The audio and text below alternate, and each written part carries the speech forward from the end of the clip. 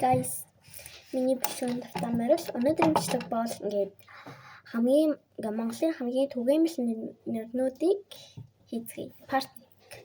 За нэгдүгээр нь Батэрдэн гэдэг нэртэй хүмүүс 15,502 байдаг юм байна. Хоёр дахь нь Тэмүүлэн гэдэг нэртэй хүмүүс 14,352 байдаг юм байна. Гурав дахь нь Ишээл гэдэг нэртэй хүмүүс 13,746 байдаг юм байна. Дөрөв дахь нь Хулан гэдэг нэртэй хүмүүс 13,669 байдаг юм байна. Намын Эрдэнэ гэдэг нэртэй хүмүүс 13,659.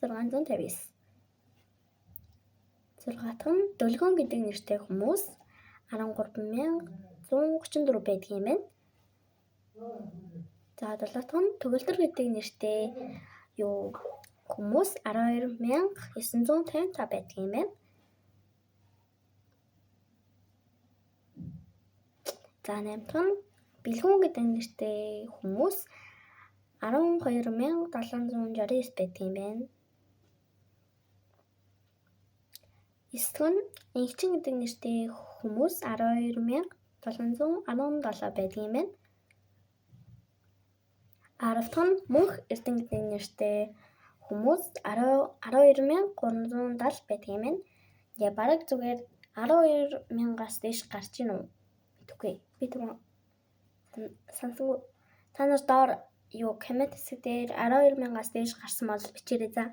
Нэрийн Мөнх Эрдэнэ хэлсэн баг тий. За 11 дахь нь Нанин Эрдэнэ гэдэг нэртэй хүмүүс 11,957 байдаг юм байна.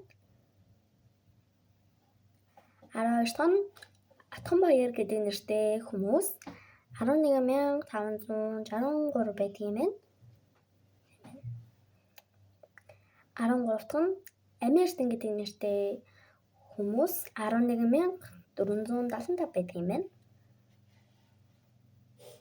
За Хүслэн гэдэг нэртэй хүмүүс 11,152 байдаг юм байна.